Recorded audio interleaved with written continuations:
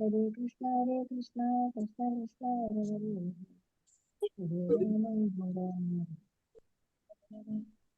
Hare Krishna, Krishna Krishna, Hare Rama, Hare Krishna, Krishna Krishna, Hare Rama, Hare Rama, Rama Rama, Hare Hare. Hare Krishna, Krishna Krishna, Hare Hare, Hare Rama, Hare Rama, Hare Krishna, Krishna Krishna, Hare Hare, Hare Krishna. Om Namo Bhagavate Vasudevaya. Om Namo Bhagavate Vasudevaya. Om Namo Bhagavate Vasudevaya. Om Ajnanatimidandasya Jnananjanashalakaya Chakshurunmilitam Yena Tasmai Shri Gurave Namah. Namo Vishnupadaya Krishnaprasthaya Bhutale Srimate Bhaktivedanta Swaminidhi Namine. Namaste Saraswate Deve Gauravani Pracharine Nirvishesha Shunyavadi Paschatya Deshadarine. Jai Shri Krishna Chaitanya Prabhu Nityananda Shri Advaita Gadadara Shri Vasadi Gaura Bhakta Vrinda. Hare Krishna, Krishna Krishna, Hare Hare, Hare Rama, Rama Rama, Hare Hare. Hare Krishna. Sri Radha Govinda Temple ISKCON Mangalore Bhagavad Gita ക്ലാസ്സിലേക്ക് എല്ലാവർക്കും സ്വാഗതം. ഹരേ കൃഷ്ണ. ഹരേ കൃഷ്ണ. ഹരേ കൃഷ്ണ മാതാജി. ഹരേ കൃഷ്ണ. എല്ലാവർക്കും പ്രണാമം. നമ്മളിന്ന് മൂന്നാമത്തെ ദിവസമാണ് രണ്ടാമത്തെ അധ്യായം അല്ലെ. കുറച്ച് പോകണ്ടുള്ളൂ നമ്മള്.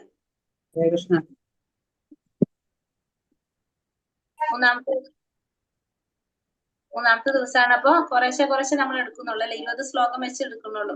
അതുകൊണ്ട് 4 ദിവസമൊക്കെ ആയിട്ടാണ് ഒരു അധ്യായം തീരുന്നത് നമ്മുടെ. ഹരേ കൃഷ്ണ. അപ്പൊ നമുക്ക് ഇന്നലെ നമ്മൾ എന്താ പറഞ്ഞത്? ഭഗവാൻ എന്താ പറഞ്ഞു കൊടുത്തത്? ആത്മാവിനെ കുറിച്ചുള്ള അറിവ് കൊടുക്കായിരുന്നു അർജുനൻ അല്ലെ. ആത്മാവും ശരീരവും തമ്മിലുള്ള വ്യത്യാസത്തെ കുറിച്ചും ഒക്കെ പറഞ്ഞു കൊടുത്തു. ആത്മാവിന്റെ കുറെ വിശേഷതകൾ പറഞ്ഞു അല്ലെ. അത് കണ്ടത് ആത്മാവിനെ ആയുധങ്ങൾക്ക് മുറിക്കാനാവില്ല, അഗ്നിക്ക് ദഹിപ്പിക്കാനോ വെള്ളത്തിന് നനയ്ക്കാനോ കാറ്റിനെ ശോഷിപ്പിക്കാനോ കഴിയുകയില്ല. ആത്മാവ് എന്ന് പറഞ്ഞാല് അത്രയും എന്താണ്, ഒരിക്കലും നാശമില്ലാത്തതാണ്, അജനാണ്, നിത്യനാണ് പറഞ്ഞു. അപ്പൊ അത് എന്താണ് പറയാ, ഒരു മിനിറ്റ്.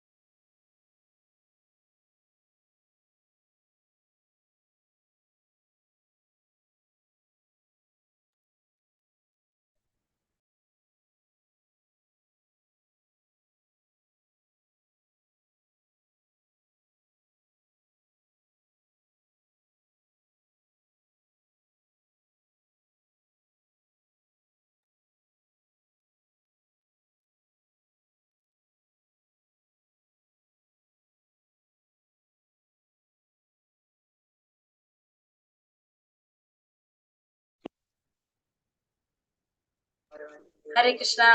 അപ്പൊ ഭഗവാൻ എന്താണ് ആത്മാവിനെ കുറിച്ച്, ആത്മാവിന്റെ സവിശേഷതകളെ കുറിച്ചും ശരീരത്തെ കുറിച്ചും ശരീരത്തിനുള്ള മാറ്റങ്ങൾ എങ്ങനെയാണ്, ആത്മാവിന് എങ്ങനെയൊക്കെയാണ് സംഭവിക്കുന്നത് എന്നൊക്കെ നമുക്ക് പറഞ്ഞു അല്ലെ. അപഗ്രഥമായിട്ടുള്ള അല്ലെ, അപഗ്രഥനാത്മകമായ പഠനത്തിലൂടെയാണ് നമുക്കത് പറഞ്ഞു മനസ്സിലാക്കി തന്നത്. ഇനി എന്തിലേക്ക് കിടക്കാണ്? ബുദ്ധിയോഗത്തിലേക്ക്. ബുദ്ധിയോഗം എന്ന് വെച്ചാൽ ഏത് യോഗമാണ്? ബുദ്ധിമാന്മാര് ചെയ്യുന്ന യോഗ ഏതാണ്? മറന്നോ? ഭക്തിയോഗത്തെ കുറിച്ച് പറഞ്ഞുതരാണ് നമുക്ക്. ഇത്രയും പറഞ്ഞത് ഇപ്പൊ കർമ്മത്തിനെ കുറിച്ച് പറഞ്ഞു. പിന്നെ വന്നിട്ട് എന്താണ് സാഖ്യയോഗം, അതിനെ കുറിച്ച് പറഞ്ഞു. ഇനി ഭഗവാൻ ഭക്തിയോഗത്തെ കുറിച്ച് പറയാനായിട്ട് പോകാണ്. ഇവിടെ ഭക്തിയോഗത്തിലേക്ക് കടക്കാണ്. അപ്പൊ ഭഗവാന് വേണ്ടി ചെയ്യുന്ന കർമ്മങ്ങള് എങ്ങനെയാണ് എന്ന് ഭഗവാൻ പറയുകയാണെങ്കിൽ അർജുനനോട് ഭക്തിയോഗത്തെ കുറിച്ച് ഒരു മിനിറ്റ് സ്ലൈഡ് എടുക്കട്ടെ. അപ്പൊ അത് കുറച്ച് ചെയ്താൽ പോലെ അതിനെന്താണ്, ഫലം നല്ല ഫലം കിട്ടുന്നാണ് ഭഗവാൻ പറയുന്നത് ഇവിടെ. അതാണ് ഇവിടെ പറഞ്ഞു കൊടുക്കുന്നത്. ഇതുവരെ അപഗ്രഥനാത്മകമായ പഠനത്തിലൂടെ ആ ജ്ഞാനത്തെ കുറിച്ച് പറഞ്ഞു തന്നു. ഇനി ഭഗവാൻ എന്തിനെ കുറിച്ച് പറഞ്ഞു തരാണ്? നമുക്ക് ഭക്തി യോഗത്തിലേക്ക് കടക്കാണ്. ഇവിടെ നോക്കാം ശ്ലോകം. നേഹാഭിക്രമിനാശോസ്തി പ്രത്യവായോന വിദ്യതേ സ്വൽപമഭ്യസ്യ ധർമ്മസ്യ ത്രായതേ മഹതോ ഭയാത്. എന്റെ വോയിസ് ബ്രേക്ക് ആവുണ്ടെങ്കിൽ പറയണം. 2 ക്ലാസ്സിൽ കംപ്ലൈന്റ് ഉണ്ടായിരുന്നു വോയിസ് ബ്രേക്ക് ആയിട്ട്. അപ്പൊ ഞാൻ വീഡിയോ ഓഫ് ചെയ്തിട്ട് ക്ലാസ് എടുത്തത്. ഉണ്ടെങ്കിൽ പറയട്ടോ. അപ്പൊ ഞാൻ വീഡിയോ ഓഫ് ചെയ്തേക്കാം. നേഹാഭിക്രമിനാശോസ്തി പ്രത്യവായോന വിദ്യതേ സ്വൽപമഭ്യസ്യ ധർമ്മസ്യ ത്രായതേ മഹതോ ഭയാത്. നഷ്ടമോ ലാഭമോ ഈ ഉദ്യമത്തിലില്ല. ഈ വഴിക്കുള്ള ചെറിയൊരു മുന്നേറ്റവും മഹാഭയങ്ങളിൽ നിന്ന് രക്ഷ നൽകുന്നു. അപ്പൊ നഷ്ടവും ലാഭവും ഇല്ല. ഏതില്? ഈ പറഞ്ഞ സംഭവത്തെ ഏതിനെ കുറിച്ചാ പറയണത്? ഭക്തിയോഗത്തെ കുറിച്ച്. ഈ വഴിക്കുള്ള ചെറിയൊരു മുന്നേറ്റവും മഹാഭയങ്ങളിൽ നിന്ന് രക്ഷ നൽകുന്നു. അപ്പൊ ചെറിയൊരു മുന്നേറ്റം പോലും നമുക്ക് എന്ത് നൽകാണ്? മഹാഭയങ്ങളിൽ നിന്ന് രക്ഷ നൽകാണ്. നമ്മുടെ ഏറ്റവും വലിയ ഭയം എന്താണെന്ന് പറഞ്ഞു? മരണഭയം അല്ലെ? അതിൽ നിന്ന് പോലും നമുക്ക് രക്ഷ നൽകാൻ ചെയ്താൽ പോലും, ഭഗവാന് വേണ്ടിയിട്ട് ചെറിയൊരു കാര്യം ചെയ്താൽ പോലും നമുക്ക് മഹാഭയങ്ങളിൽ നിന്ന് നമുക്ക് മോചനം കിട്ടുന്നാണ് ഇതിൽ പറയുന്നത്. ഇവിടെ ഭഗവാൻ പറയുന്നത്. ഇവിടെ കൃഷ്ണാവബോധത്തോടെ നമ്മുടെ ഇന്ദ്രിയ സംതൃപ്തി കാക്ഷിക്കാതെ കൃഷ്ണന് വേണ്ടി മാത്രം ചെയ്യുന്നതാണ് എന്ത്? കർമ്മത്തിന്റെ ഏറ്റവും അതീന്ദ്രിയമായ വൈശിഷ്ട്യം. അപ്പൊ നമ്മൾ ചെയ്യുന്ന കർമ്മത്തിൽ ഏറ്റവും ശ്രേഷ്ഠമായ പ്രവൃത്തി എന്ന് പറഞ്ഞാൽ ഏതാണ്? ഭഗവാനെ സന്തോഷിപ്പിക്കാൻ വേണ്ടി, ഭഗവാന് വേണ്ടിയിട്ട് കർമ്മം ചെയ്യുക, കൃഷ്ണാവബോധത്തോടെ പ്രവർത്തിക്കുക. അതാണ് നമ്മൾ എന്തൊക്കെ കർമ്മങ്ങൾ ചെയ്യുന്നുണ്ടോ അതിൽ ഏറ്റവും ശ്രേഷ്ഠമായ പ്രവൃത്തി എന്ന് പറയുന്നത് ഭഗവാന് വേണ്ടി കർമ്മം ചെയ്യുന്നതാണ്. അപ്പൊ അത്തരത്തിലുള്ള പ്രവർത്തനങ്ങൾക്ക് ഒരിക്കലും വിഘ്നം ഉണ്ടാവില്ല. അതൊരിക്കലും നമുക്ക് നഷ്ടത്തിൽ കലാശിക്കില്ല. അപ്പൊ നമ്മൾ അത് ചെയ്യുന്നത് ചെറിയൊരു ശതമാനം മാത്രമാണെങ്കിൽ പോലും നമുക്ക് അതിനെന്ത് കിട്ടും? പൂർണ്ണമായിട്ടുള്ള ഫലം ലഭിക്കും. അത് ദേഹനാശത്തിന് ശേഷവും എന്തിലേക്ക് നയിക്കും? നമ്മളെ കൃഷ്ണാവബോധത്തിലേക്ക് നയിക്കുന്നതാണ് എന്ന് മനസ്സിലാക്കുക. അപ്പൊ കൃഷ്ണാവബോധത്തോടെ നമ്മൾ പ്രവർത്തിച്ചു കഴിഞ്ഞാൽ അതാണ് ഏറ്റവും ശ്രേഷ്ഠമായ കർമ്മം. ഒരിക്കലും അതിന് നാശം സംഭവിക്കുന്നില്ല, വിഘ്നങ്ങൾ ഉണ്ടാക്കുന്നില്ല. ഒരു ചെറിയ ശതമാനം ചെയ്താൽ പോലും നമുക്ക് എന്താണ്? അതിന് പൂർണ്ണമായിട്ടുള്ള ഫലം ലഭിക്കുന്നു. ദേഹനാശത്തിന് ശേഷം നമ്മൾ അതെന്തിലേക്ക് കൊണ്ടുപോകും? കൃഷ്ണാവബോധത്തിലേക്ക് കൊണ്ടുപോകും. വ്യവസായാത്മിക ബുദ്ധിരേഖേഹ ഗുരുനന്ദന ബഹുശാഖ ഹനന്താശ്ച ബുദ്ധയോ വ്യവസായിന. ഈ വഴിക്ക് പോകുന്നവർ നിശ്ചയദാർഢ്യമുള്ളവരാണ്, ലക്ഷ്യവും ഒന്ന് തന്നെ. ഗുരുനന്ദന, ദൃഢനിശ്ചയമില്ലാത്തവരുടെ ബുദ്ധിയാകട്ടെ പല ശാഖകളോട് കൂടിയതാണ്. അപ്പൊ ഈ വഴിക്ക് പോകുന്നവർ എങ്ങനെയുള്ളവരാണ്? നിശ്ചയദാർഢ്യമുള്ളവരാണ്. അവരുടെ ലക്ഷ്യം എന്താണ്? ഒന്ന് മാത്രമാണ് അവരുടെ ലക്ഷ്യം. അപ്പൊ നിശ്ചയദാർഢ്യമില്ലാത്തവരുടെ ബുദ്ധിയാണെങ്കിലോ പല ശാഖകൾ. അപ്പൊ ഈ വഴി എന്ന് വെച്ചാൽ ഏത് വഴിയാണ് ഉദ്ദേശിക്കുന്നത്? ഇവിടെ ഭക്തിയോഗം തന്നെ.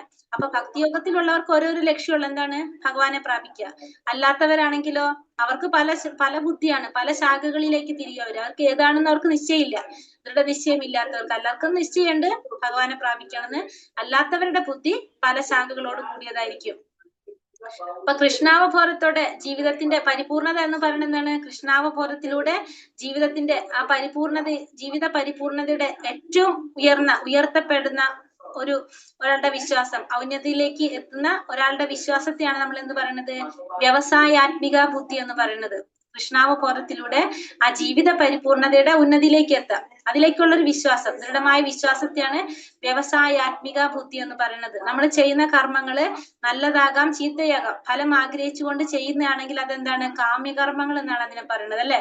നമ്മൾ മനസ്സിലാക്കിയിട്ടുണ്ട് കാമ്യകർമ്മം, അതായത് ഫലം ആഗ്രഹിച്ചുകൊണ്ട് ചെയ്യുന്ന കർമ്മങ്ങൾ. അത് നല്ലതാവാം ചീത്തയാകാം. അതാണ് കാമ്യകർമ്മങ്ങൾ എന്ന് അറിയപ്പെടുന്നത്. കൃഷ്ണാവബോധത്തിൽ സ്ഥിതി ചെയ്യുന്ന ഒരാളുടെ എല്ലാ പ്രവർത്തികളും എങ്ങനെയായിരിക്കും? നിരപേക്ഷ തലത്തിലായിരിക്കും. കൃഷ്ണാവബോധത്തിൽ ചെയ്യുന്ന ഒരു വ്യക്തിയാണെങ്കിൽ, അങ്ങനത്തെ പ്രവർത്തനങ്ങൾ ചെയ്യുന്ന ഒരു വ്യക്തിക്ക് അതിന് എന്തില്ല? ഫലങ്ങൾ ആഗ്രഹിക്കുന്നില്ല ഒരിക്കലും. നല്ലതാണോ ചീത്തയാണോ എന്നുള്ളൊരു ഫലം ചിന്തിക്കുന്നേ ഇല്ല. ഭാവങ്ങൾ ഉണ്ടാവില്ല. മാത്രമല്ല കൃഷ്ണാവബോധത്തോടെ പ്രവർത്തിക്കുന്ന ഒരു വ്യക്തി ഭഗവാന്റെ ഇന്ദ്രിയങ്ങളെ സന്തോഷിപ്പിക്കാൻ വേണ്ടി പ്രവർത്തിക്കുന്ന ഒരു വ്യക്തിയാണെങ്കിൽ, ഭഗവാനെ സന്തോഷിപ്പിക്കുമ്പോ ഓട്ടോമാറ്റിക്കലി എന്താണ്? അയാൾ പ്രവർത്തിക്കുന്ന എല്ലാ മേഖലകളിലുള്ളവർക്കും എന്ത് കിട്ടും? അവർക്കും എന്ത് അനുഭവിക്കാൻ സാധിക്കും? അവർക്കും അതിന്റെ സേവനം അനുഭവിക്കാനായിട്ട്, അതിന്റെ ഫലം അനുഭവിക്കാനായിട്ട് സാധിക്കും. അതായത് ഇപ്പൊ കൃഷ്ണാവബോധത്തോടെ പ്രവർത്തിക്കുന്ന ഒരു വ്യക്തി ഭഗവാന്റെ ഇന്ദ്രിയങ്ങളെ സന്തോഷിപ്പിക്കുകയാണ്. അപ്പൊ ഭഗവാൻ സംതൃപ്തനായി കഴിഞ്ഞാൽ ഓട്ടോമാറ്റിക്കലി ആ വ്യക്തിയുമായിട്ട് ബന്ധപ്പെട്ടവർക്ക് എല്ലാവർക്കും എന്ത് കിട്ടും? സംതൃപ്തി അനുഭവിക്കാനായിട്ട് സാധിക്കും. ഹരേ കൃഷ്ണ. സൗണ്ട് വീഡിയോ ഓഫ് ചെയ്തിട്ടുണ്ട്, ഇപ്പൊ ഒക്കെയാണെന്ന് പറയണേ. കൃഷ്ണാവബോധത്തിൽ പ്രവർത്തിക്കുന്ന ഒരു വ്യക്തി കുടുംബം, സമൂഹം, രാഷ്ട്രം, സമുദായം അങ്ങനെ എല്ലാവർക്കും സേവനം അർപ്പിക്കാനായിട്ട് ആ വ്യക്തിക്ക് സാധിക്കും. അതായത് നമ്മൾ പറഞ്ഞു നമ്മുടെ ഇന്ദ്രിയങ്ങൾ എന്ന് പറഞ്ഞാൽ ഭഗവാന്റെ ഇന്ദ്രിയങ്ങളുടെ അംശമാണ് നമ്മുടെ ഇന്ദ്രിയങ്ങൾ. അപ്പൊ ഭഗവാന്റെ ഇന്ദ്രിയങ്ങളെ സന്തോഷിപ്പിക്കാൻ സാധിച്ചു കഴിഞ്ഞാൽ സ്വാഭാവികമായിട്ട് എന്താണ്, നമ്മുടെ ചുറ്റുമുള്ളവർക്കും എന്ത് സാധിക്കും, അവർക്കും സേവനം അർപ്പിക്കാൻ നമുക്ക് സാധിക്കുകയാണ്. അതാണ് പറഞ്ഞത്, കൃഷ്ണാവബോധത്തിലുള്ള ഒരു വ്യക്തി ഭഗവാന് സേവനം ചെയ്തു കഴിഞ്ഞാൽ അത് ആർക്കും കൂടി കിട്ടാണ്, നമ്മളെ ചുറ്റുമുള്ളവർക്കും കൂടി അതിന്റെ ഫലം കിട്ടുന്നത് പോലെയാണ്. അപ്പൊ അവരും കൂടി അതിൽ സംതൃപ്തരായിക്കോളും. അപ്പൊ നമ്മൾ പ്രത്യേകം എല്ലാവരും സംതൃപ്തിപ്പെടുത്തേണ്ട ആവശ്യം വരുന്നില്ല, അവരും ഓട്ടോമാറ്റിക്കലി സന്തുഷ്ടരായിക്കോളും.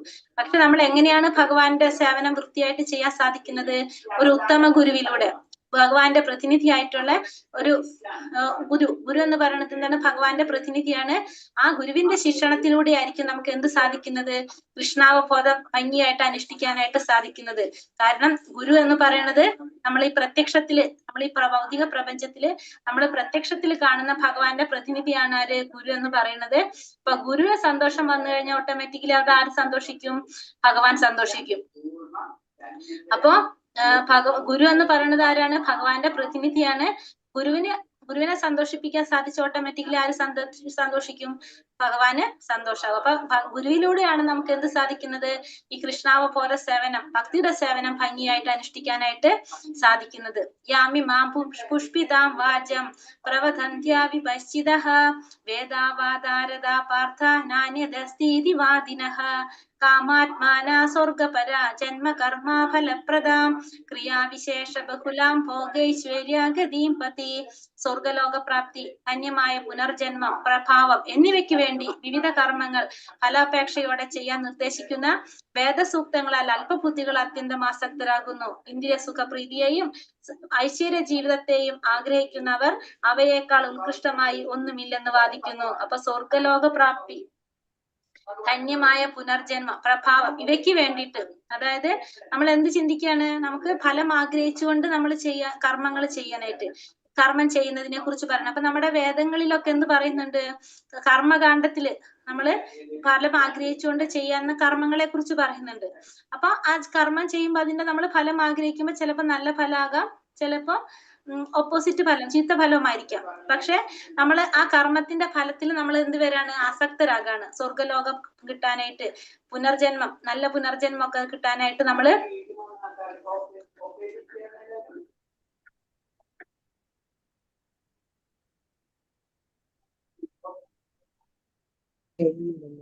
ഹരേ കൃഷ്ണ. അപ്പൊ ഇവിടെ കർമ്മം ചെയ്യുമ്പോൾ നമ്മൾ എന്താണ്, ഫലാപേക്ഷയോടെ ചെയ്യാൻ നിർദ്ദേശിക്കുന്ന വേദസൂക്തങ്ങളാല് അല്പബുദ്ധികൾ അതിലെന്ത് ആസക്തരാകും. അപ്പൊ അല്പബുദ്ധികൾ അതിൽ ആസക്തരാകുമ്പോ അവർ എന്താണ് അവർ ചെയ്യുന്നത്, ഇന്ദ്രിയ സുഖ സംതൃപ്തിക്ക് വേണ്ടി, ഇന്ദ്രിയ സുഖ പൂർത്തീകരണത്തിനും ഐശ്വര്യ ജീവിതത്തെയും ആഗ്രഹിക്കുന്നവർ അവയേക്കാൾ ഉത്കൃഷ്ടമായിട്ട് ഒന്നുമില്ലെന്ന് വാദിക്കും. അപ്പൊ അവര് ചിന്തിക്കുന്ന എന്താണ്, ഏറ്റവും ഉത്കൃഷ്ടമായത് എന്താണ്, ഈ സ്വർഗലോകത്തിൽ പോകാം, നല്ലൊരു പുനർജന്മം കിട്ടാം. അപ്പൊ അതിന് വേണ്ടിയിട്ട് നമ്മൾ ഫലം ആഗ്രഹിച്ചുകൊണ്ട് കർമ്മങ്ങൾ ചെയ്യാം. ഇതൊക്കെയാണ് എന്ത് ചെയ്യുന്നത്, ഏറ്റവും ശ്രേഷ്ഠമായിട്ടുള്ള കാര്യമായിട്ട് അവർ ചിന്തിക്കുന്നത്. കാരണം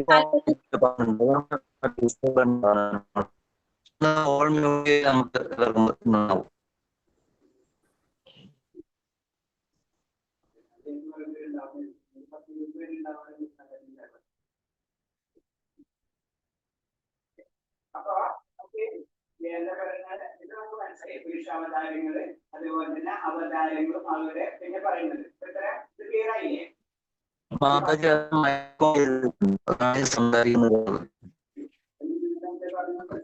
ഹരേഷ കേൾക്കുന്നില്ല?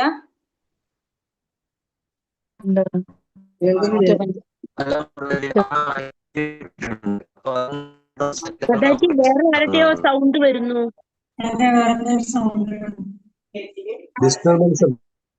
ഇപ്പൊ ഓക്കെയാണോ?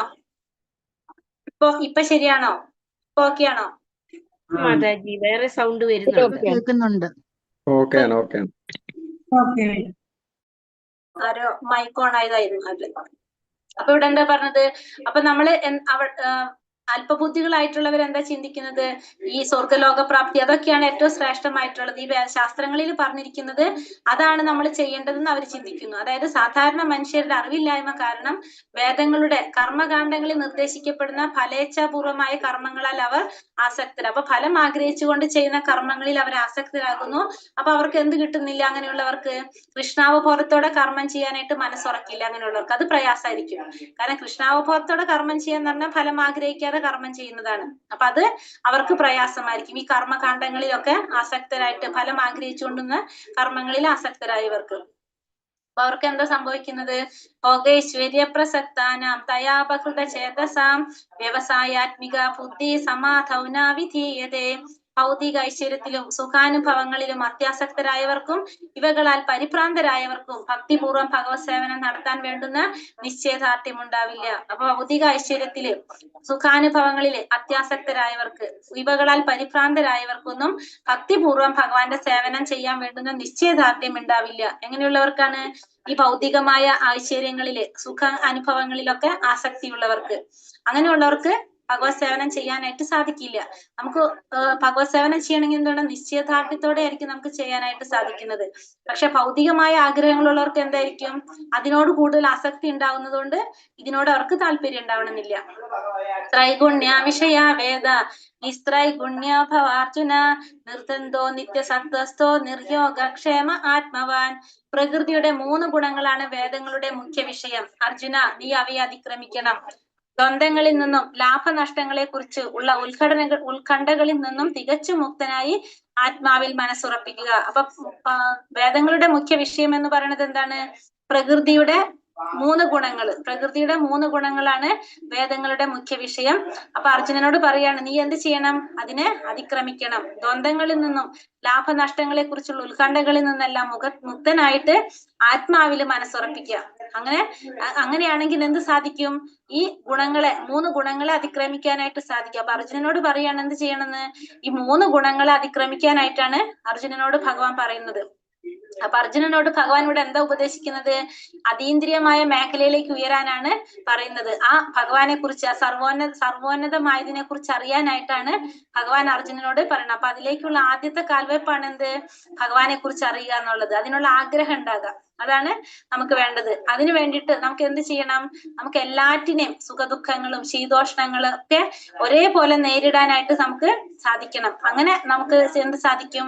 ഈ ലാഭനഷ്ടങ്ങളെ കുറിച്ചുള്ള ഉത്കണ്ഠ ഇതിൽ നിന്നൊക്കെ മുക്തനാകാനും അതീന്ദ്രിയമായ അവസ്ഥ പ്രാപ്യമാക്കാനും നമുക്ക് സാധിക്കും. അപ്പൊ അതിന് നമ്മൾ എന്ത് ചെയ്യണം? ഈ 3 ഗുണങ്ങളെ മറികടക്കണം. നമുക്കറിയാം 3 ഗുണങ്ങളെ മറികടന്നിട്ടുള്ള അവസ്ഥ ഏതാണ്? 3 ഗുണങ്ങളെ മറികടക്കുന്നത് എന്താവസ്ഥയാണത്? ബ്രഹ്മഭൂതാവസ്ഥ. അതിന് വേറൊരു പേര് പറഞ്ഞല്ലോ അതിനെ ശരിക്കും? വിശുദ്ധ അല്ലെ? വിശുദ്ധ വസുദേവാവസ്ഥ. അതിലേക്ക് എത്തുമ്പോഴാണ് എന്താവണത്? ഭഗവാൻ ആരാധിക്കാൻ തുടങ്ങുന്നത് നമ്മൾ പറഞ്ഞു. അപ്പൊ ഭഗവാൻ അർജുനോട് പറയുന്നത് അതാണ്. ഈ 3 ഗുണങ്ങളെ മറികടക്കാൻ തന്നെയാണ് ഭഗവാൻ ഇവിടെ അർജുനനോട് പറയുന്നത്.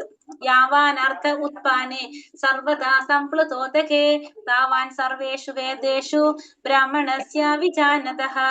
ഒരു കൊച്ചുകുളത്തിനെ നിറവേറ്റാൻ സാധിക്കുന്ന ആവശ്യമെല്ലാം വലിയൊരു ജലസംഭരണി കൊണ്ട് നിർവഹിക്കാം. അതുപോലെ വേദങ്ങളാൽ അധിഷ്ഠിതമായതെന്തും അവയുടെ ഉൾപ്പൊരുൾ അറിയുന്നത് കൊണ്ട് നേടാവുന്നതാണ്. അപ്പൊ ഒരു കൊച്ചു കുളത്തിനെ നിറവേറ്റാൻ സാധിക്കുന്നത് ഒരു ജലസംഭരണി കൊണ്ട് നിർവഹിക്കാൻ പറ്റും. അപ്പൊ കുളത്തിലെ വെള്ളവും ജലസംഭരണിയിൽ രണ്ടിനും കോമൺ ആയിട്ട് എന്താണ്? വെള്ളമാണുള്ളത് അല്ലെ? ആ വെള്ളം ഏതിലായാലും നമുക്കത് ഉപയോഗിക്കാനായിട്ട് ഒരേപോലെ നമുക്ക് അതിന്റെ ഉപയോഗം നടക്കും. അതേപോലെ തന്നെയാണ് എന്ത്?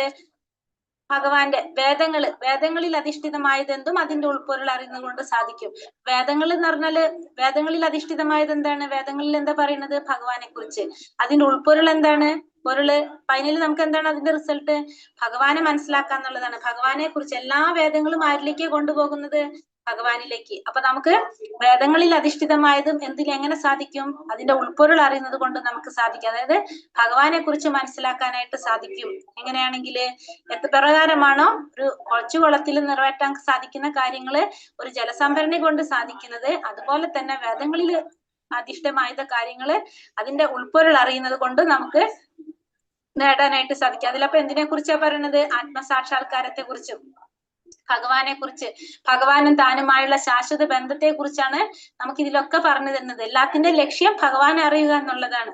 അങ്ങനെ ഭഗവാനെ അറിയണമെങ്കിൽ നമുക്ക് എന്ത് വേണം? അതിന്റെ ആദ്യത്തെ സ്റ്റെപ്പ് നമുക്കറിയാം, ശ്രവണ കീർത്തന സ്മരണം, നാമജപാണ്. ആ ഭഗവാന്റെ നാമജപത്തിൽ പരമാനന്ദം കൊള്ളുന്ന വ്യക്തിയാണ് ആര്? ഉത്തമനായ വേദാന്തി എന്നറിയപ്പെടുന്നത്. ആ ഭഗവാന്റെ നാമജപത്തില് പരമാനന്ദം കൊള്ളുന്ന വ്യക്തിയെ ഉത്തമനായ വേദാന്തി എന്ന് പറയുന്നു. അപ്പൊ വൈദിക രഹസ്യത്തിന്റെ ആത്യന്തികമായ ലക്ഷ്യം എന്ന് പറയുന്നത് എന്താണ്? ഭഗവാനെ കുറിച്ച് അറിയുക എന്നുള്ളതാണ്. അപ്പൊ ഭഗവാന്റെ നാമജപത്തിൽ പരമാനന്ദം കൊള്ളുന്നവനാണ് ഉത്തമനായ വേദാന്തി. പിന്നെ ഭഗവാൻ എന്താ പറയുന്നത് ഇവിടെ? കർമ്മണ്യേവാധികാരസ്തേ മാ ഫലേഷു കഥാചന മാ കർമ്മ ഫലഹേതുർഭുർ മാതേ സംഗോസ്ത കർമ്മണി. സ്വന്തം നിയത കർമ്മം നിർവഹിക്കാനേ നിനക്ക് അധികാരമുള്ളൂ. കർമ്മത്തിന്റെ ഫലങ്ങളിൽ യാതൊരുവിധ അധികാരവുമില്ല. കർമ്മത്തിൽ നിന്നുളവാകുന്ന ഫലങ്ങളുടെ ഹേതു താനാണെന്ന് കരുതണ്ട. സ്വകർത്തവ്യം അനുഷ്ഠിക്കാതെ ഒഴിയാൻ ആഗ്രഹിക്കരുത്. അപ്പോൾ നമ്മള് നിയത കർമ്മം നിർവഹിക്കാന്ന് മാത്രമേ നമുക്ക് അധികാരമുള്ളൂ. നമുക്ക് എന്തിനു മാത്രമേ അധികാരമുള്ളൂ? നമുക്ക് വേണ്ട കർമ്മം നിർവഹിക്കാൻ, നിയത കർമ്മം, നമുക്ക് പറഞ്ഞിരിക്കുന്ന കർമ്മം നിർവഹിക്കാന്നല്ലാതെ അതിന്റെ ഫലത്തിൽ നമുക്ക് യാതൊരു അധികാരമില്ല. ഇപ്പൊ നമ്മൾ കർമ്മം ചെയ്തു, ഈ കർമ്മം ചെയ്തപ്പോ ഈ ഫലം വന്നത് ഞാനാണ് കാരണം എന്നൊരിക്കലും കരുതാൻ പാടില്ല. നമ്മൾ സ്വന്തം കർത്തവ്യം നിർവഹിക്കാന്നല്ലാതെ അതിന്റെ ഫലത്തെ കുറിച്ച് നമ്മൾ ഒരിക്കലും ചിന്തിക്കാൻ പാടില്ല. ആ കർത്തവ്യം ചെയ്യാതെ നമ്മൾ എന്ത് ചെയ്യാൻ പാടില്ല? അതിൽ നിന്ന് ഒഴിയാനും പാടില്ല. അപ്പൊ കർമ്മം ചെയ്യുന്നു, പക്ഷെ കർമ്മത്തിന്റെ ഫലം, ഈ ഫലം കിട്ടാനായിട്ട് കാരണം ഞാനാണെന്നൊരിക്കലും കരുതാൻ പാടില്ല. ഒരിക്കലും നമ്മള് കർമ്മത്തിന്റെ ഫലത്തിൽ ആസക്തി ഉണ്ടാവരുതെന്നാണ് ഇവിടെ ഭഗവാൻ പറയുന്നത്. അപ്പൊ 3 വിഷയങ്ങളാണ് അവിടെ പറയുന്നത്. ഒന്ന് വിധിക്കപ്പെട്ട കർമ്മം. ആ വിധിക്കപ്പെട്ട കർമ്മം നമ്മൾ ചെയ്യണം. ഫലം ആഗ്രഹിക്കാതെ, സത്വഗുണത്തിൽ ചെയ്യാന്ന് പറഞ്ഞാല് ഫലം ആഗ്രഹിക്കാതെ നമ്മൾ എന്ത് ചെയ്യണം? കർമ്മങ്ങൾ ചെയ്തു പോകാം. പിന്നെ നമ്മൾ എന്ത് ചെയ്യാം? നമ്മുടെ ഇഷ്ടത്തിന് കർമ്മം ചെയ്യാം. അപ്പൊ നമ്മളെ ഇഷ്ടത്തിന് കർമ്മം ചെയ്യുമ്പോൾ അവിടെ എന്താവും? അത് ബന്ധനത്തിന് കാരണമായിട്ട് മാറും, സ്വേച്ഛാനുസൃതമായിട്ടുള്ള കർമ്മം. പിന്നെ കർമ്മത്തിൽ നിന്ന് ഒഴിഞ്ഞു കഴിഞ്ഞാലോ അപ്പോഴും നമുക്ക് അതിന്റെ ഫലം അനുഭവിക്കേണ്ടതായിട്ട് വരും. വിധിക്കപ്പെട്ട കർമ്മങ്ങള് ആസക്തി ഇല്ലാതെ നിർവഹിച്ചു കഴിഞ്ഞാൽ അത് നമ്മൾ എവിടേക്ക് എത്തിക്കും? മുക്തിമാർഗത്തിലേക്ക് എത്തിക്കും. അപ്പൊ കർമ്മത്തിന് മുക്തിമാർഗത്തിലേക്ക് എത്തിക്കണമെങ്കിൽ എന്ത് വേണം? വിധിക്കപ്പെട്ട കർമ്മങ്ങൾ നമ്മൾ ചെയ്യുന്നു, പക്ഷെ അതിന്റെ ഫലം നമ്മൾ ആഗ്രഹിക്കുന്നില്ല. അങ്ങനെയാണെങ്കിൽ നമ്മളെ മുക്തിമാർഗത്തിലേക്ക് എത്തിക്കും. അപ്പോൾ ഒരു 3 തരത്തിൽ നമുക്ക് കർമ്മത്തെ കുറിച്ച് പറയാം. കർമ്മം, അകർമ്മം, വികർമ്മം. അപ്പൊ കർമ്മം എന്ന് പറഞ്ഞാൽ നമുക്ക് നമ്മുടെ പ്രവർത്തികൾ 3 തരത്തിൽ പറയുന്നത് കർമ്മം, ഒന്ന് അകർമ്മം, പിന്നെ വികർമ്മം. കർമ്മം എന്ന് പറഞ്ഞാല് ശാസ്ത്രവിധി പ്രകാരം, ശാസ്ത്രത്തിൽ പറഞ്ഞ പ്രകാരം നമ്മൾ ചെയ്യുന്നതാണ് എന്ത്? കർമ്മം എന്ന് പറയുന്നത്. ശാസ്ത്രത്തിൽ പറയുന്ന പ്രകാരം നമ്മൾ ചെയ്താൽ അത് കർമ്മം. ശാസ്ത്രത്തിന് വിരുദ്ധമായി ചെയ്തു കഴിഞ്ഞാൽ അത് വികർമ്മം. ശാസ്ത്രത്തിന് വിരുദ്ധമായി ചെയ്താൽ അത് വികർമ്മം. ഭഗവാന് വേണ്ടി ചെയ്യുന്നത് അകർമ്മം. അപ്പൊ കർമ്മം, അകർമ്മം, വികർമ്മം. കർമ്മം എന്ന് പറഞ്ഞാല് ശാസ്ത്രവിധി പ്രകാരം, ശാസ്ത്രത്തിൽ പറഞ്ഞ പ്രകാരം ചെയ്താൽ അത് കർമ്മം. ശാസ്ത്രത്തിന് വിരുദ്ധമായിട്ട് ചെയ്താൽ അത് വികർമ്മം. ഭഗവാന് വേണ്ടി ചെയ്താൽ അത് അകർമ്മം. മനസ്സിലാവുണ്ടോ? 3 തരത്തില് കർമ്മം എന്ന് പറഞ്ഞാല് ശാസ്ത്രത്തിൽ പറഞ്ഞിരിക്കുന്ന പ്രകാരം ചെയ്യുന്നത് കർമ്മം. ശാസ്ത്രത്തിന് വിരുദ്ധമായിട്ട് ചെയ്താൽ വികർമ്മം. ഭഗവാന് വേണ്ടി ചെയ്താൽ അത് അകർമ്മം. 3 മനസ്സിലായോ? യോഗസ്ഥാ കുരു കർമാണി സംഗം ത്യക്താ ധനഞ്ജയ സിദ്ധസിദ്ധ്യോ സമോ ഭൂത്വാ സമത്വം യോഗ ഉച്യത്തെ. അല്ലയോ അർജുന, ജയപരാജയങ്ങളോടുള്ള മമത വെടിഞ്ഞ് സമചിത്തതയോടെ നിന്റെ കർത്തവ്യം അനുഷ്ഠിക്കുക. ഈ സമചിത്തതയാണ് യോഗം എന്ന് പറയുന്നത്. അപ്പൊ അർജുനോട് പറയാണ്, ജയവും പരാജയത്തെ കുറിച്ചുള്ള ചിന്ത വെടിഞ്ഞിട്ട് നമുക്ക് എന്ത് വേണം? സമചിത്തതയോടെ നമ്മുടെ കർത്തവ്യം നിർവഹിക്കണം. നമുക്ക് ഓരോരുത്തർക്കും പറഞ്ഞിരിക്കുന്ന കർത്തവ്യം നമ്മൾ അനുഷ്ഠിക്കുക. ഈ സമചിത്തതയാണ് നമ്മൾ എന്ത് പറയണത്?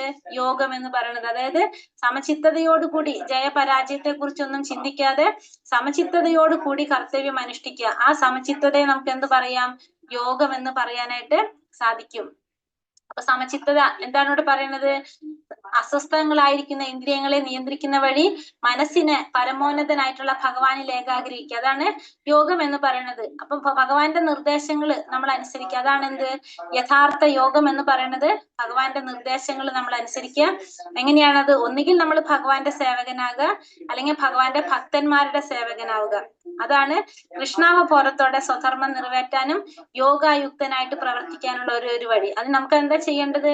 ഒന്നുകിൽ നമ്മൾ ഭഗവാന്റെ സേവകനാകണം, അല്ലെങ്കിൽ നമ്മൾ ഭഗവാന്റെ ഭക്തന്മാരുടെ സേവകനാവണം. ഇത് രണ്ടാണ് നമുക്ക് അതിനുള്ള വഴി എന്ന് പറയുന്നത്. ഒന്നുകിൽ ഭഗവാന്റെ സേവകനാകാം, അല്ലെങ്കിൽ ഭഗവാന്റെ ഭക്തന്മാരുടെ സേവകനാവാം. അപ്പൊ നമുക്ക് എന്ത് സാധിക്കും?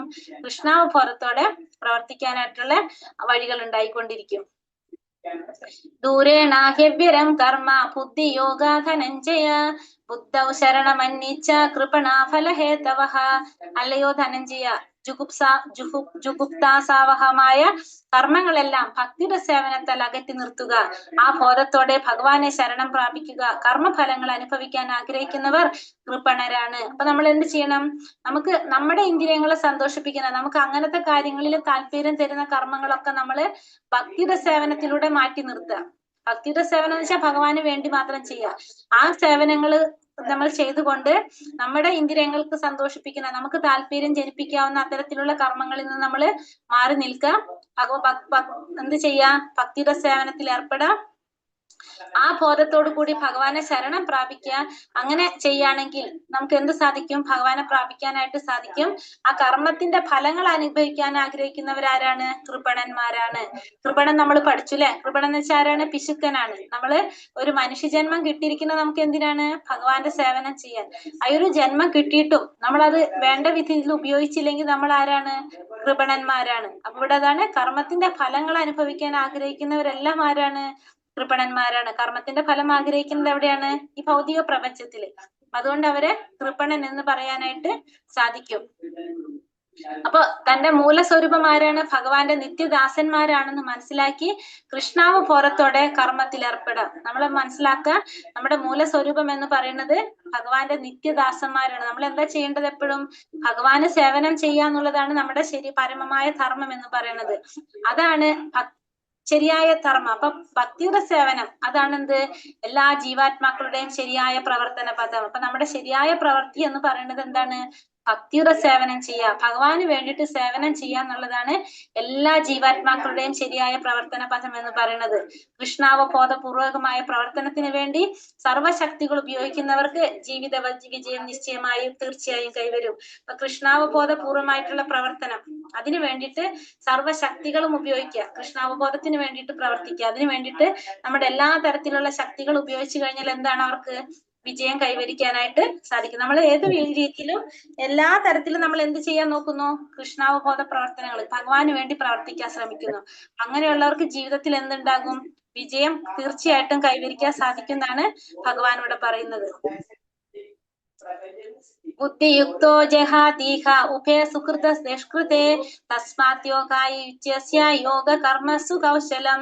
ഭക്തിഭരിതമായ സേവനത്തിൽ ഏർപ്പെടുന്നവന് ഇഹലോകത്തിൽ തന്നെ നല്ലതും ചീത്തയുമായ കർമ്മങ്ങളിൽ നിന്ന് മുക്തനാകാനും യോഗത്തിൽ അതിനാൽ മുക്തനാകാൻ സാധിക്കും. അപ്പൊ അതുകൊണ്ട് എന്ത് വേണം? യോഗത്തിൽ യത്നിക്കുക. അല്ലയോ അർജുന, കർമ്മകുശലതയാണ് യോഗം എന്ന് പറയുന്നത് ഇവിടെ.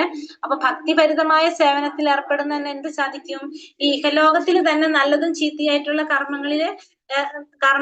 ചീത്തയുമായിട്ടുള്ള കർമ്മങ്ങളിൽ നിന്ന് മുക്തനാകാനായിട്ട് സാധിക്കും. എങ്ങനെയാണെങ്കിലാണ്? ഭക്തിഭരിതമായ സേവനത്തിൽ ഏർപ്പെടുന്നത്. അപ്പൊ ഭക്തിയോട് കൂടി ഭഗവാന്റെ സേവനത്തിൽ ഏർപ്പെടുന്നവന് എന്ത് സാധിക്കുന്ന പറയുന്നത്? എന്ത് സാധിക്കും? നല്ലതും ചീത്തയായിട്ടുള്ള കർമ്മങ്ങളിൽ നിന്ന്, കർമ്മത്തില് നല്ല കർമ്മവും ചീത്ത കർമ്മത്തിൽ നിന്നും മുക്തനാകാനായിട്ട്, അതായത് ഭഗവാന്റെ സേവനം ചെയ്യാനായിട്ട്. അപ്പൊ അവിടെ എന്ത് വരുന്നില്ല? കർമ്മത്തിന് ഫലം വരുന്നില്ല. അപ്പൊ നല്ലതും ചീത്ത എന്നുള്ള സബ്ജക്റ്റ് അവിടെ വരുന്നില്ല. സാധിക്കും. അങ്ങനെ അതിനു വേണ്ടിയിട്ട് എന്ത് ചെയ്യണം? അപ്പൊ നമ്മള് യോഗത്തിനായിട്ട് യത്നിക്കുക. അപ്പൊ യോഗം എന്ന് പറഞ്ഞ എന്താണ്? കർമ്മകുശലത. നമ്മൾ ആ കർമ്മം എങ്ങനെ തെരഞ്ഞെടുക്കണം? കൗശലത്തോടുകൂടി, അതായത് ഭഗവാന്റെ സേവനത്തിന് വേണ്ടിയിട്ട് കർമ്മം തെരഞ്ഞെടുക്കുക. അതാണ് നമ്മൾ എന്ത് പറയുന്നത് ഇവിടെ? കർമ്മകുശലതയാണ് യോഗം. നമ്മള് കർമ്മം ഭഗവാന് വേണ്ടിയിട്ടുള്ള കർമ്മങ്ങൾ തെരഞ്ഞെടുക്കുക. അതാണ് കുശലത, കൗശലം എന്ന് പറയാം. അതാണ് ഇവിടെ എന്ത് പറയുന്നത്? യോഗം എന്ന് പറയുന്നത്. സർവവിധനെയും കൃഷ്ണ ഭഗവാന് സ്വയം സമർപ്പണം ചെയ്ത് ജനിമൃതികളുടെയും കർമ്മങ്ങളുടെയും ചങ്ങലക്കെട്ടിൽ നിന്ന് മുക്തനാകണം. അപ്പൊ നമ്മൾ ഏത് വിധത്തിലും നമ്മൾ എന്ത് ചെയ്യണം? ഭഗവാന് സമർപ്പണം ചെയ്യുക. സ്വയം ഭഗവാന് സമർപ്പിച്ചു കഴിഞ്ഞാല് നമുക്ക് ജനന മരണത്തിൽ നിന്നും കർമ്മപ്രതികരണങ്ങളിൽ നിന്നെല്ലാം നമുക്ക് മുക്തനാകാനായിട്ട് സാധിക്കും. അങ്ങനെ പ്രവർത്തിക്കാനാണ് ഇവിടെ ഭഗവാൻ അർജുനനെ ഉപദേശിക്കുന്നത്. കർമ്മത്തിന്റെ ഫലത്തില് ശുദ്ധീകരണം ഉണ്ടാകാൻ ആ രീതിയിൽ പ്രവർത്തിക്കാനാണ് ഇവിടെ ഭഗവാൻ അർജുനനോട് ഉപദേശിക്കുന്നത്. കർമ്മജം ബുദ്ധിയുക്താഹി ഫലം ത്യക്താമനീക്ഷിണഃ ജന്മഭക്ത വിനിർമുക്ത പദം ഗച്ഛന്തി നാമയം. ഇപ്രകാരം ഭഗവത് ഭക്തി സേവനത്തിൽ ഏർപ്പെടുന്നത് കൊണ്ട് ഋഷീശ്വരന്മാർ അഥവാ ഭക്തന്മാർ ഭൗതിക ലോകത്തിലെ കർമ്മഫലങ്ങളിൽ നിന്ന് മുക്തരാകുന്നു. ഇങ്ങനെ ജനന മരണ ശൃംഖലയിൽ നിന്ന് മോചിതരായി അവർ സകല കഷ്ടതകൾക്കുപരിയായ അവസ്ഥയിൽ എത്തിച്ചേരുന്നു. അപ്പൊ ഇപ്രകാരം ഭക്തിയുടെ സേവനത്തിൽ ഏർപ്പെട്ടുകൊണ്ട് എന്താവർക്ക് സാധിക്കുന്നത്? ഭൗതിക ലോകത്തിലെ കർമ്മഫലങ്ങളിൽ നിന്ന് മുക്തരാകാൻ സാധിക്കും. അപ്പൊ ഭക്തിയുടെ സേവനത്തിൽ ഏർപ്പെട്ടുകൊണ്ടിരുന്നു കഴിഞ്ഞാല് ഓട്ടോമാറ്റിക്കലി എന്ത് സാധിക്കും? എല്ലാവർക്കും ഈ ഭൗതിക ലോകത്തിന്റെ കർമ്മഫലങ്ങളിൽ നിന്ന് മുക്തരാകാനായിട്ട് സാധിക്കും. അങ്ങനെ എല്ലാ കഷ്ടതകൾക്കും ഉപരിയായിട്ടുള്ള അവസ്ഥയിലേക്ക്, അതെവിടെയാണത്? ഭൗതിക ലോകത്തിന്റെ അപ്പുറത്തുള്ള ലോകം, ആത്മീയ ലോകത്തിലേക്ക് എത്തിച്ചേരാനായിട്ട് എല്ലാവർക്കും സാധിക്കും. എങ്ങനെയാണെങ്കില്? ഭക്തിയുടെ സേവനം ചെയ്തുകൊണ്ടിരിക്കുകയാണെങ്കിൽ. യഥാ തേ മോഹകലിലം ബുദ്ധിർ വ്യതിതരിഷ്യതി തഥാ ഗന്ധാസി നിർവേദം ശ്രോതവ്യസ്യ ശ്രുതസ്യ ച. ബുദ്ധി വ്യാമോഹമാകുന്ന നിബിഡ വനത്തെ പിന്നിട്ട് കഴിയുമ്പോൾ കേട്ടതിനെ കുറിച്ചും കേൾക്കേണ്ടതിനെ കുറിച്ച് നീ ഉദാസീനനാകും. അപ്പൊ എങ്ങനെയാണ് പറഞ്ഞ? ബുദ്ധി നമ്മുടെ വ്യാമോഹമാകുന്ന നിബിഡ വനത്തെ പിന്നിട്ട് കഴിയുമ്പോൾ, അതായത് നമ്മൾ എന്താണ് പറഞ്ഞ, നമ്മളെ വ്യാമോഹം, നമുക്ക് എന്താണ് ശരിയെന്ന് തെറ്റെന്താണ് മനസ്സിലാക്കാനാവാത്തൊരവസ്ഥ അല്ലെ? അത് ആ ഒരു കാര്യത്തിനെ നമുക്ക് കവർ ചെയ്യാൻ സാധിച്ചു കഴിഞ്ഞാൽ, അത് ശരി ഏതാണെന്ന് മനസ്സിലാക്കി കഴിഞ്ഞാൽ പിന്നെ നമ്മൾ എന്താണ്? കേട്ടതിനെ കുറിച്ചും കേൾക്കേണ്ടതിനെ കുറിച്ചും നമ്മൾ ഉദാസീനനായി തീരും. പിന്നെ നമുക്ക് എന്തില്ല? നമ്മൾ ഒന്നിനും ഒരു പ്രതികരണവും ഇല്ല. കാരണം ശരി ഏതാണെന്ന് നമ്മൾ മനസ്സിലാക്കി കഴിഞ്ഞാൽ നമ്മൾ എന്താണ്? എപ്പോഴും ഭഗവാന് വേണ്ടിയിട്ട് പ്രവർത്തിച്ചു കൊണ്ടിരിക്കും. പിന്നെ നമ്മൾ അവിടെ എപ്പോഴും എങ്ങനെയായിരിക്കും? ഉദാസീനനായിരിക്കും. നമുക്ക് ഒന്നിനോടും ഒരു ബന്ധമില്ല. നമ്മൾ ഭഗവാന് വേണ്ടി പ്രവർത്തിക്കുന്നു എന്ന് മാത്രമേ ഉണ്ടാവുള്ളൂ. അല്ലാതെ നമുക്ക് ഒന്നും ചെയ്യാനില്ല. നമുക്ക് എന്താണ്? നമ്മള് ഭഗവാന് വേണ്ടിയിട്ട് പ്രവർത്തിച്ചു കൊണ്ടിരിക്കുന്ന, അല്ലാതെ നമ്മുടെ എന്നുള്ള രീതിയിലൊരു ചിന്ത നമുക്ക് അവിടെ വരുന്നില്ല. അപ്പൊ നമ്മൾ എല്ലാതും ആർക്ക് വേണ്ടി സമർപ്പിക്കും? ഭഗവാന് വേണ്ടിയിട്ട് ചെയ്യാൻ തുടങ്ങും. നമ്മൾ എന്ത് ചെയ്യുന്നതും ഭഗവാന് വേണ്ടിയിട്ടായിരിക്കും അവിടെ. ശ്രുതി പ്രതിപന്നാതേ യഥാ സ്യാസ്യതി നിശ്ചല സമാധാവചല ബുദ്ധി തഥാ യോഗാമവാപ്സ്യസി. എപ്പോൾ നിന്റെ മനസ്സ് വേദങ്ങളുടെ അലങ്കൃത വാക്യങ്ങൾക്ക് വശപ്പെടാതെ ആത്മസാക്ഷാത്കാരത്തിനായിട്ട് ഉറച്ചു നിൽക്കുന്നുവോ അപ്പോൾ നീ ദിവ്യാവബോധം കൈവരിച്ചു കഴിഞ്ഞവനാകും. അപ്പൊ എപ്പോഴാണോ നിന്റെ മനസ്സ് ഈ വേദങ്ങളുടെ അലങ്കൃത വാക്കുകൾക്ക് വശപ്പെടാതെ ആത്മസാക്ഷാത്കാരത്തിന് വേണ്ടിയിട്ട് ഉറച്ചു നിൽക്കുന്നത്, അപ്പൊ നമുക്ക് എന്ത് മനസ്സിലാക്കാം? ദിവ്യാവബോധം കൈവരിച്ചു കഴിഞ്ഞവനായെന്ന് മനസ്സിലാക്കാനായിട്ട് സാധിക്കും. അതായത് ആത്മസാക്ഷാത്കാരം നേടാൻ വേണ്ടിയിട്ട്, അതിനു വേണ്ടിയിട്ട് ഉറച്ചു നിൽക്കുന്നതായിട്ട് മനസ്സിലാക്കി കഴിഞ്ഞാൽ നമുക്ക് എന്ത് മനസ്സിലാക്കാം? നമുക്ക് ആ ദിവ്യ അവബോധം കൈവരിച്ചു കഴിഞ്ഞു എന്ന് മനസ്സിലാക്കാനായിട്ട് സാധിക്കും. അപ്പൊ ബാക്കിയുള്ള വേദങ്ങളുടെ അലങ്കൃത വാക്കുകൾ എന്ന് വെച്ച് കഴിഞ്ഞാല് വേദങ്ങളിൽ എന്തുമാത്രല്ല പറയണത്? ആത്മസാക്ഷാത്കാരത്തിന് മാത്രമല്ല, അതിനുള്ള വഴികളെ കുറിച്ചാണ് പറയുന്നത്. ഇപ്പൊ നമ്മൾ കർമ്മകാണ്ഡത്തിൽ പോയി കഴിഞ്ഞാൽ ഫലം ആഗ്രഹിക്കുന്ന കർമ്മങ്ങളായിട്ട് മാറും. അതൊന്നും അല്ലാതെ ആത്മസാക്ഷാത്കാരത്തിന് വേണ്ടി മാത്രം ഉറച്ചു നിൽക്കുകയാണെങ്കിൽ നമ്മൾ എന്ത് സാധിച്ചു? നമുക്ക് ദിവ്യാവബോധം കൈവരിക്കാനായിട്ട് സാധിച്ചു എന്ന് പറയാനായിട്ട് പറ്റും. സ്ഥിതപ്രജ്ഞ. അപ്പൊ അർജുനൻ എന്താ ചോദിക്കുന്നൂടെ? സ്ഥിതപ്രജ്ഞസ്യ കാ ഭാഷ സമാധിസ്തസ്യ കേശവ സ്ഥികാതീം കി പ്രഭാഷേത കിമാസീത വ്രചേത് കിം. അപ്പൊ അർജുനൻ ചോദിക്കാണ് ഇവിടെ. അർജുനൻ ചോദിക്കുന്നത് ആ ദിവ്യാവബോധസ്ഥിതനായിട്ടുള്ള വ്യക്തിയുടെ ലക്ഷണങ്ങൾ എന്താണ്, അദ്ദേഹത്തിന്റെ ഭാഷ എന്താണ്, അദ്ദേഹത്തിന്റെ സംസാരവും ഇടുപ്പും എങ്ങനെയായിരിക്കും. അപ്പൊ ഇവിടെ നമ്മൾ പറഞ്ഞില്ലേ ദിവ്യാവബോധം കൈവരിച്ചിട്ടുണ്ടാകുന്നു. അപ്പൊ അങ്ങനെയുള്ള വ്യക്തിയുടെ ലക്ഷണങ്ങൾ എന്തൊക്കെയായിരിക്കും? അദ്ദേഹം മറ്റുള്ളവരോട് പെരുമാറുന്നത്, അദ്ദേഹത്തിന്റെ ഭാഷ എങ്ങനെയായിരിക്കും, സംസാരിക്കുന്ന രീതി, പെരുമാറുന്ന രീതി എങ്ങനെയായിരിക്കും, അദ്ദേഹത്തിന്റെ ഇരിപ്പും നടപ്പും എങ്ങനെയായിരിക്കും എന്നാണ് ഇവിടെ അർജുനൻ ചോദിക്കുന്നത്. അപ്പൊ ഭഗവാൻ എന്താ പറയണത്? പ്രജഹാതിയത കാമാൻ സർവാൻ പാർത്ഥ മനോഗതാൻ ആത്മന്യേവാത്മനാ തുഷ്ട സ്ഥിത പ്രജ്ഞസ്ത്യോച്യത്തെ. ഭഗവാൻ പറഞ്ഞു, ഹേ പാർത്ഥ, മനകൽപ്പിതങ്ങളാൽ ഉണ്ടാകുന്ന നാനാവിധത്തിലുള്ള ഇന്ദ്രിയകാംക്ഷകളെ ത്യജിക്കുന്നതോടൊപ്പം മനസ്സ് ശുദ്ധീകരിക്കപ്പെടുകയും ആത്മാവിൽ തന്നെ സംതൃപ്തി കൊള്ളുകയും ചെയ്യുമ്പോൾ ഒരാൾ സ്ഥിതപ്രജ്ഞനാണെന്ന് പറയുന്നു. അപ്പോൾ എന്താണ് പറഞ്ഞത്? മനകൽപ്പിതങ്ങളാൽ ഉണ്ടാകുന്ന നാനാവിധത്തിലുള്ള ഇന്ദ്രിയകാംക്ഷകളെ ത്യജിക്കുന്നതോടൊപ്പം, അപ്പൊ നമ്മുടെ മനസ്സിന്റെ ആഗ്രഹപ്രകാരം, അല്ലെങ്കിൽ നമ്മളെ ഇന്ദ്രിയങ്ങളെ സന്തോഷിപ്പിക്കാൻ, ഇന്ദ്രിയങ്ങളുടെ ആഗ്രഹങ്ങള് അതിനെ ത്യജിക്കാൻ സാധിക്കുന്നതിനോടൊപ്പം നമ്മള് ആത്മാവിൽ തന്നെ സംതൃപ്തി കൊള്ളാണെങ്കിൽ നമ്മൾ ആരാണ്? സ്ഥിതപ്രജ്ഞനാണ്. നമ്മളെ ഇന്ദ്രിയങ്ങളുടെ ആഗ്രഹങ്ങള് നമ്മള് ത്യജിക്കുക, ഇന്ദ്രിയങ്ങളുടെ ആഗ്രഹങ്ങൾ ത്യജിച്ച് ആത്മാവിൽ തന്നെ സംതൃപ്തി കൊള്ളാൻ കഴിഞ്ഞു കഴിഞ്ഞാൽ നമ്മൾ ആരാണ്? സ്ഥിതപ്രജ്ഞനാണെന്ന് ഭഗവാനോട് പറയണം. അപ്പം നമ്മുടെ ഇന്ദ്രിയങ്ങളെ സന്തോഷിപ്പിക്കുക എന്നുള്ളതിനേക്കാൾ ഉപരി ആത്മാവിന്റെ സാക്ഷാത്കാരത്തിന് ശ്രമിക്കുന്ന വ്യക്തി ആരാണ്? സ്ഥിതപ്രജ്ഞനാണ്. ദുഃഖേഷനുദിഗ്മനഃ സുഖേഷു വിഗതസ്പൃഹഃ വീതരാഗ ഭയക്രോധ സ്ഥിതാധീർമുനിരുച്യത്തെ.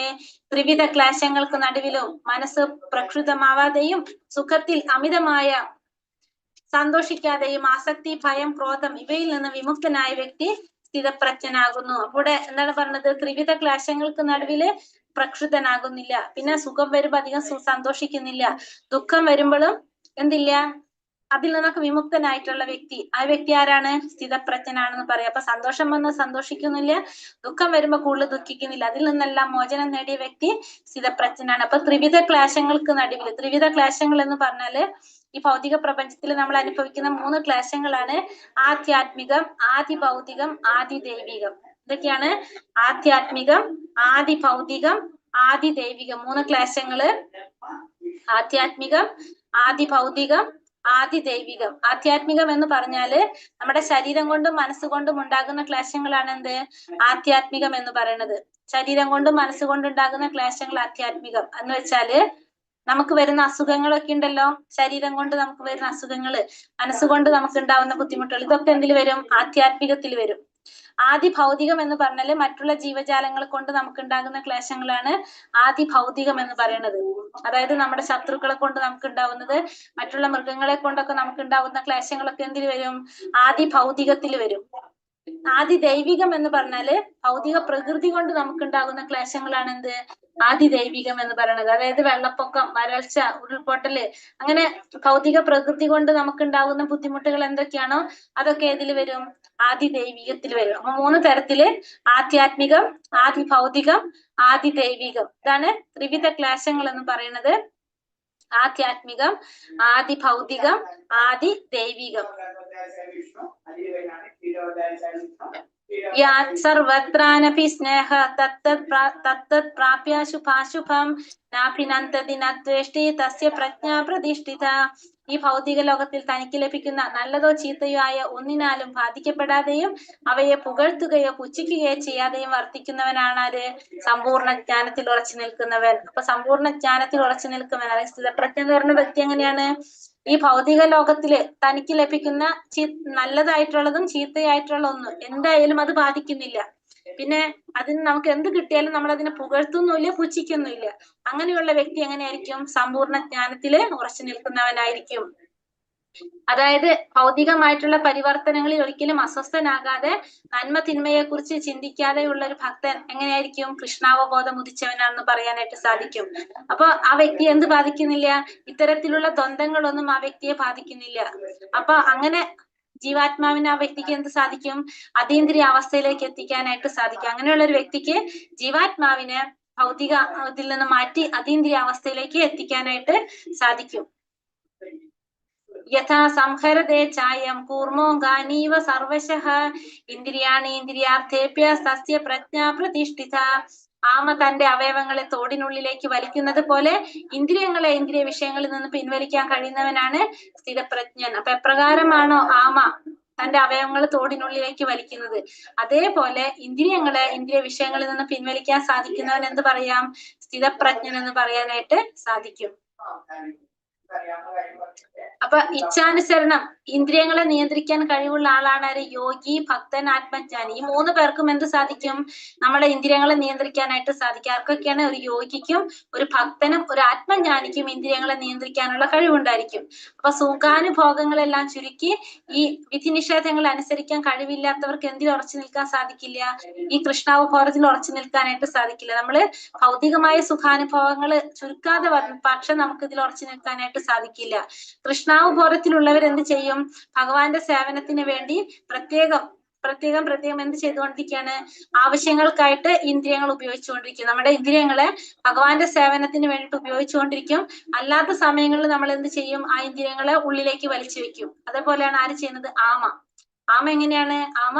ആമയുടെ ആവശ്യങ്ങൾക്ക് അത് കഴിഞ്ഞ് കഴിഞ്ഞാൽ ആമ എന്ത് ചെയ്യും? ആമയുടെ ഇന്ദ്രിയങ്ങളെ ആമ തോടിലേക്ക് വലിക്കും. അതേപോലെ തന്നെയാണ് ആര്? ഭഗവാന്റെ ഭക്തന്മാര് ഭഗവത് ആവശ്യങ്ങൾക്ക് ഇന്ദ്രിയങ്ങളെ ഉപയോഗപ്പെടുത്തും, മറ്റുള്ള സന്ദർഭങ്ങളിൽ വലിച്ചു വെക്കും. അതേപോലെയാണ് ആമ ചെയ്യുന്നത്. ആമ തോടിന്റെ ഉള്ളിലേക്ക് ചുരുങ്ങിയിരിക്കും. സ്വന്തം തൃപ്തിക്കായിട്ട് ഇന്ദ്രിയങ്ങൾ ഉപയോഗിക്കുന്നതിന് പകരം ഭഗവാന്റെ സേവനത്തിനായിട്ട് അർപ്പിക്കുക എന്നതാണ് ഇവിടെ ഭഗവാൻ അർജുനന് കൊടുക്കുന്ന ഉപദേശം. അപ്പൊ ഇവിടെ ഭഗവാൻ എന്താണ് അർജുനനോട് പറയുന്നത്? നമ്മുടെ ഇന്ദ്രിയങ്ങള് നമ്മുടെ സംതൃപ്തിക്ക് വേണ്ടിയിട്ടല്ല ഉപയോഗിക്കേണ്ടത്, ഭഗവാന്റെ സംതൃപ്തിക്ക് വേണ്ടി ഉപയോഗിക്കുക. അതാണ് ഇവിടെ ഭഗവാൻ അർജുനന് പറഞ്ഞു കൊടുക്കുന്ന ഉപദേശം. അപ്പൊ നമ്മൾ എന്ത് ചെയ്യണം? നമ്മുടെ ഇന്ദ്രിയങ്ങൾ ഒരിക്കലും നമ്മുടെ സംതൃപ്തിക്ക് വേണ്ടിയല്ല ഉപദേശിക്കേണ്ടത്, ഭഗവത് സംതൃപ്തിക്കായിട്ട് ഉപയോഗിക്കുക എന്നുള്ളതാണ് ഭഗവാൻ ഇവിടെ അർജുനന് കൊടുക്കുന്ന ഉപദേശം. വിഷയാവിനി വർത്തന്തെ നിരാഹാരസ്യ ദേഹിന രസവർജം രസാപേസ്യോ പരം ദൃഷ്ടാവ നിവർത്തതേ. വിഷയസുഖങ്ങളോടുള്ള താല്പര്യം നിലനിൽക്കുന്നുണ്ടെങ്കിലും ശരീരസ്ഥനായ ആത്മാവ് ഇന്ദ്രിയ നിയന്ത്രണം പാലിക്കേണ്ടതാണ്. ഇത്തരം പ്രക്രിയകൾ അവസാനിപ്പിച്ച് ഉന്നതമായ രുചി അനുഭവിക്കുന്നതോടെ അയാൾ സ്ഥിതപ്രജ്ഞനാകുന്നു. അപ്പൊ വിഷയസുഖങ്ങളോടുള്ള താല്പര്യം നിലനിൽക്കുന്നുണ്ടെങ്കിലും ആത്മാവ് എന്ത് ചെയ്തിരിക്കണം? ഇന്ദ്രിയ നിയന്ത്രണം പാലിക്കേണ്ടത്, ശരീരസ്ഥനായ ആത്മാവ് ഇന്ദ്രിയ നിയന്ത്രണം പാലിക്കണം. അങ്ങനെ പ്രക്രിയകൾ അവസാനിപ്പിച്ചുകൊണ്ട് ഉന്നതമായ രുചി അനുഭവിക്കുന്നതോടെ അയാൾക്ക് എന്ത് സാധിക്കും? സ്ഥിതപ്രജ്ഞനാവാനായിട്ട് സാധിക്കും. അപ്പൊ വിഷയങ്ങളിലുള്ള താല്പര്യങ്ങളൊക്കെ മാറി ഭഗവത് സേവനത്തിലേക്ക് ഏർപ്പെടാൻ സാധിച്ചു കഴിഞ്ഞാൽ, ഇന്ദ്രിയങ്ങളെ നിയന്ത്രിക്കാൻ സാധിച്ചു കഴിഞ്ഞാൽ അയാൾക്ക് ആരാകാം? സ്ഥിതപ്രജ്ഞനാകാനായിട്ട് സാധിക്കും. അപ്പൊ സ്ഥിതപ്രജ്ഞനാകണമെങ്കിൽ എന്ത് വേണം? ആ ഇന്ദ്രിയങ്ങളെ നിയന്ത്രിക്കാനായിട്ട്, ഇന്ദ്രിയങ്ങളുടെ നിയന്ത്രണം പാലിച്ചാലാണ് ആ വിഷയസുഖങ്ങളിലുള്ള താല്പര്യമൊക്കെ മാറിയിട്ട് ആ ഉന്നതമായിട്ടുള്ള രുചി സ്ഥിതപ്രജ്ഞനാകാനായിട്ട് സാധിക്കുന്നത്. അപ്പൊ ഇന്ദ്രിയങ്ങളെ നിയന്ത്രിക്കാൻ നമ്മൾ എന്ത് വേണം? നമുക്ക് അതീന്ദ്രിയ അവസ്ഥയിൽ എത്തിയാൽ മാത്രമാണ് നമുക്ക് എന്ത് സാധിക്കുന്നത്? ഇന്ദ്രിയ സുഖങ്ങളിൽ നിന്ന് മാറാനായിട്ട് സാധിക്കുന്നത്. അപ്പൊ അത് നമുക്ക് എങ്ങനെയാണ് പറയുന്നത്? ഇവിടെ കൃഷ്ണാവബോധത്തില് പുരോഗമിച്ച ഒരു വ്യക്തി, ആ വ്യക്തിക്ക് ഭഗവാന്റെ സൗന്ദര്യത്തില് ആസ്വാദിച്ചു കഴിഞ്ഞാൽ, ഭഗവാന്റെ സൗന്ദര്യം ആസ്വദിച്ചു കഴിഞ്ഞാല് ബാക്കിയുള്ള ഈ ഭൗതികമായ പദാർത്ഥങ്ങളിൽ ഒന്നും ആ വ്യക്തിക്ക് എന്തുണ്ടാവില്ല? ആസക്തി ഉണ്ടാവില്ല. ഇന്ദ്രിയാസ്വാദനം, ഭഗവാന്റെ ആ സൗന്ദര്യം ആസ്വദിച്ച ഒരു വ്യക്തിയാണെങ്കിൽ പിന്നെ ആ വ്യക്തിക്ക് ഭൗതികമായിട്ടുള്ള ഈ ജഡപദാർത്ഥങ്ങൾ എന്തും ആയിക്കോട്ടെ അതിനൊരിക്കലും ആസക്തി ഉണ്ടാവില്ല.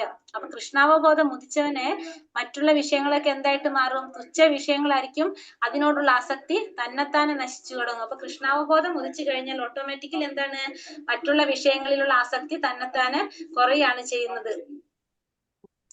ഹരേ കൃഷ്ണ കൃഷ്ണ കൃഷ്ണ ഹരേ ഹരേ, ഹരേ രാമ രാമ രാമ ഹരേ ഹരേ. വഞ്ചകൽപതരൂപേശ്ച കൃപാ സിന്ധോഭ്യവച പതിതാനാം പാവനേഭ്യോ വൈഷ്ണവേഭ്യോ നമോ നമ. അനന്തകോടി വൈഷ്ണവൃന്ദി കി ജയ്, ശ്രീല പ്രഭുപാദ് കി ജയ്, ഗുരുദേവ് കി ജയ്, നിത്തായ ഗുരു പ്രമാനന്ദേ. ഹരി ഹരി ബോൽ. ഹരേ കൃഷ്ണ.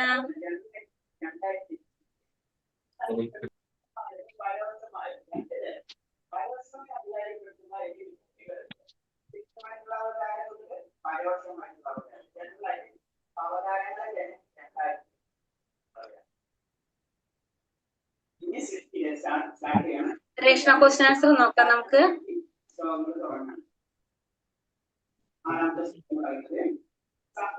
Question answer okay.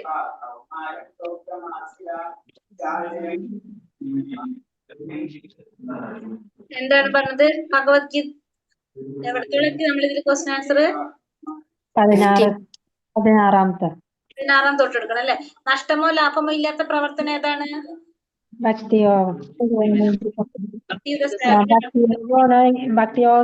യോഗം വഴിയുള്ള ചെറിയൊരു മുന്നേറ്റവും മഹാഭാഗ്യ ലക്ഷണം. അതായത് നഷ്ടമോ ലാഭമോ ഇല്ലാത്ത പ്രവൃത്തി ഏതാണ്? ഭക്തിയുടെ സേവനം ചെയ്യുന്നത്.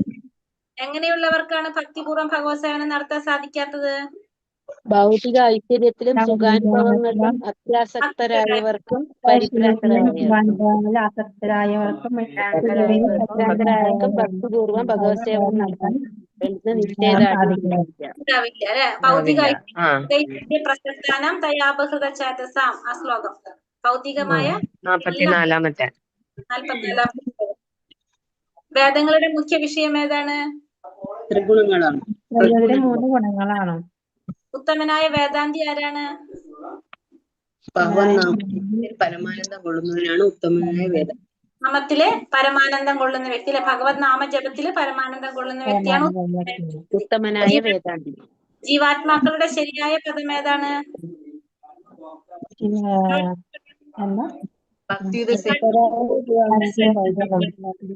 ശരിയായ പ്രവർത്തന പദം എന്നുള്ളത് ഭക്തിയുടെ സേവനമാണ്. ഒരാൾ സ്ഥിതപ്രജ്ഞനാകുന്നത് എപ്പോഴാണ്?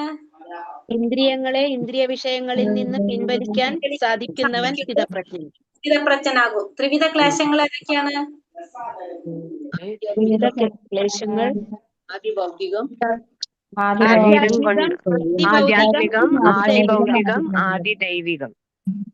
ആധ്യാത്മികം, ആദിഭൗതികം, ആദിദൈവികം. ആധ്യാത്മികം എന്ന് പറഞ്ഞാൽ ശരീരം കൊണ്ടും മനസ്സും കൊണ്ടും ഉണ്ടാകുന്ന ക്ലേശം. ആദിഭൗതികം എന്നത് മൃഗങ്ങളാൽ ഉണ്ടാകുന്ന ക്ലേശം.